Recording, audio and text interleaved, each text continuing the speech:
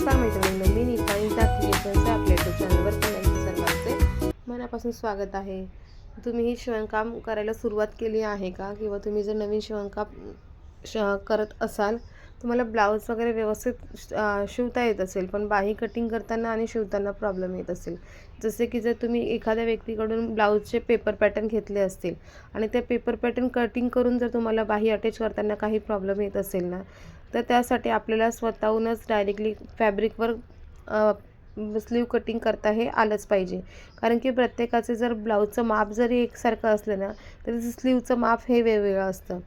कारण की कधी ब्लाऊजची बाहीची उंची वाढत असते, कधी कमी होत असते, कधी दंडघेरचा आकार हा जास्त असतो, कधी कमी असतो. म्हणजे छातीच्या मापानुसारच याच्या बाहीचं माप असतं असं नाही. प्रत्येकीच्या बाहीचं माप हे वेगळं असतं. म्हणून आपल्याला स्वतःहून बाहीचं माप हे मेन फॅब्रिकवर कटिंग करता आलं पाहिजे. आणि त्याचा जर तुम्हाला व्हिडिओ हवा असेल तर मला कमेंट करून सांगा. मी आता ज्या प्रकारे बाही जोडत आहे ना, त्याच प्रकारे तुमचीही बाही व्यवस्थित ब्लाऊजवर जोडली गेली पाहिजे असं जर तुम्हाला वाटत असेल तर मला कमेंट करून सांगा. मी तसा बाही कटिंगचा व्हिडिओ तुमच्यासाठी स्पेशल घेऊन येणार. आणि याच्या आधीही मी बाही कटिंग कशी करायची हे व्हिडिओ आपल्या चॅनलवर टाकलेले आहेत. तर आधी आपण मेन फॅब्रिक आणि अस्तर उलट्या साईडने जोडून घेतलं. त्यानंतर सरळ करून त्याच्यावर दाब टीप टाकून घेतली आणि सर्व बाजूने व्यवस्थित शिलाई ही मारून घेतली. त्यानंतर आपण आता ब्लाऊज आणि स्लीव हे जोडणार आहोत. व्हिडिओ व्यवस्थित बघा म्हणजे तुमच्याही लक्षात येईल.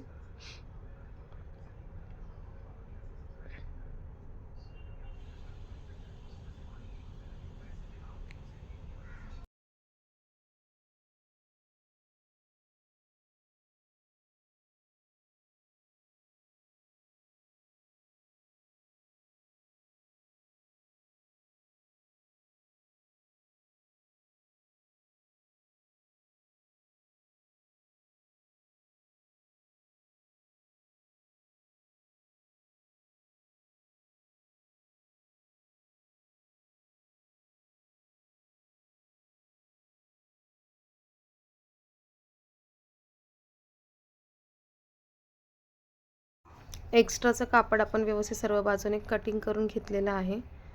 दोन्ही बाही बघायच्या. कधी कधी असं होतं ना की दोन्हीही एकसारख्याच एकाच बाजूच्या बाही या तयार होत असतात. आता बघा, आपण ब्लाऊजला आधीच कमरेच्या बाजूने आणि छातीच्या बाजूने आपण सरळ बाजूने आपण टीप मारून घेतलेली आहे.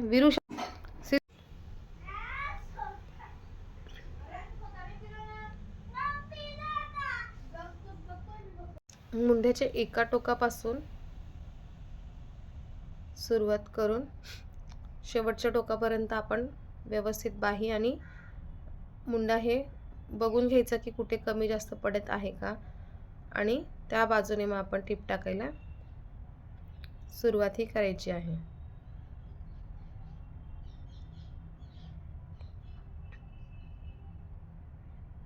जर तुम्हाला बाही जोडण्यामध्ये प्रॉब्लेम येत असेल ना, तर तुम्ही हा व्हिडिओ नक्की बघा.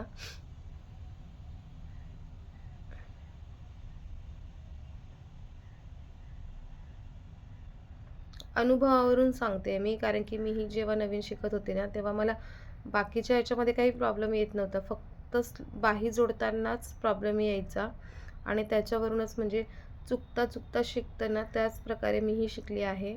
म्हणून मला आता परफेक्ट बाही कटिंग करता येते आणि जोडताही येते. कुठेही बाही कटिंग करताना किंवा जोडताना प्रॉब्लेम येत नाही. ते बाही कितीही डिझायनर बाही असू दे, साधी बाही असू दे, तरी मला कटिंग करतानाही आणि जोडतानाही प्रॉब्लेम येत नाही. कारण की मी जेवढे चुकले ना, तेवढे जास्त शिकले त्याच्यातून.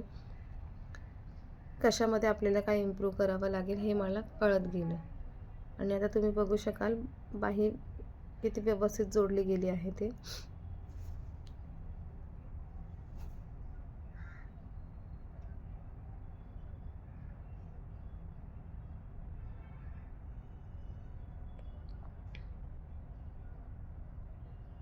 हे बघा, बाही अगदी व्यवस्थित कुठेही कमी पडली नाही आणि कुठेही जास्त नाही. आता जी ओपन बाजू आहे ना, त्याच्यावर आपण शिलाई मारून घेऊया सरळ.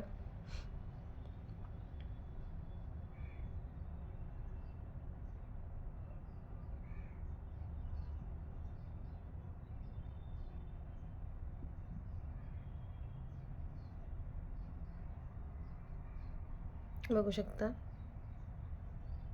कुठेही कमी जास्त काही कापड झालेलं नाही आहे.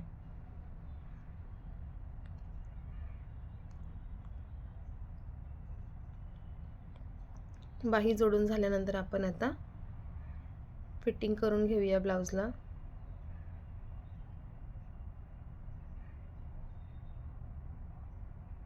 बघू शकता तुम्ही कुठेही कमी जास्त वर खाली असं झालेलं नाही आहे.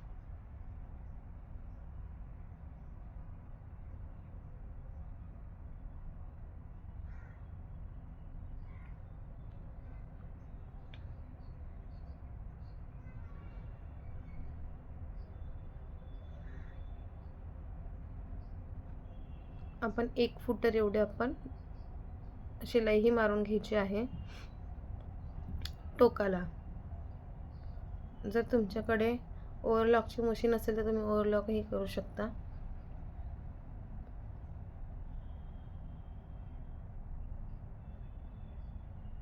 आपल्याला हे 30 मापाचे ब्लाऊज आपण हे शिवलेले आहे, म्हणून आपल्याला 7.5 इंचावर छातीच्या भागाला मार्किंग करायची आहे.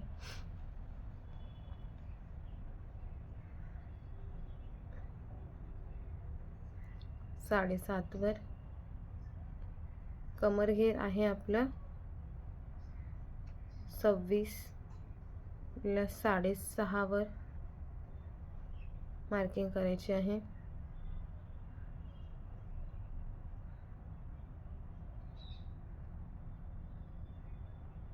दंड घेर 4.5 वर मार्किंग करायची आहे.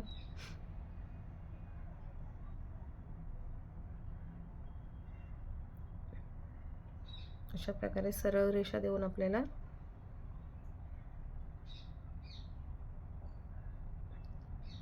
शिलाई मारून आपण लॉक करून घ्यायची शिलाई आधी, आणि मग सर्व कुठेही चुनट पडू नये अशा प्रकारे आपण सर्व बाजूने शिलाई ही मारून घ्यायची आणि खालच्या बाजूने लॉक करून घ्यायची व्यवस्थित.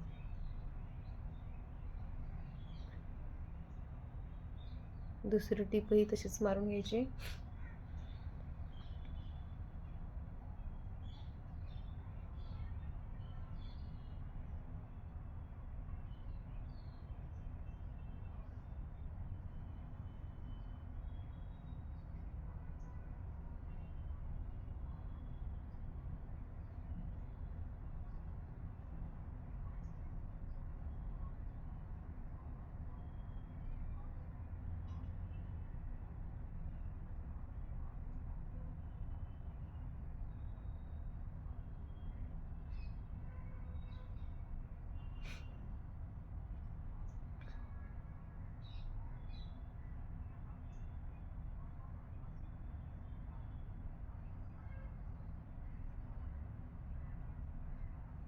बघा किती छान फिटिंग आली आहे, फिनिशिंग मध्ये अगदी व्यवस्थित.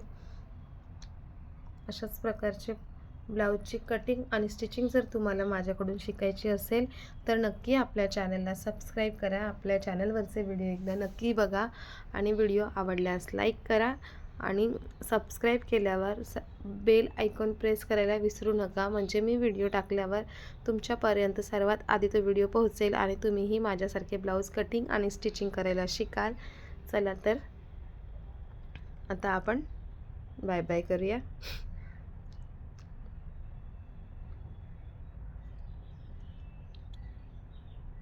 व्हिडिओ बघितल्याबद्दल मनापासून धन्यवाद.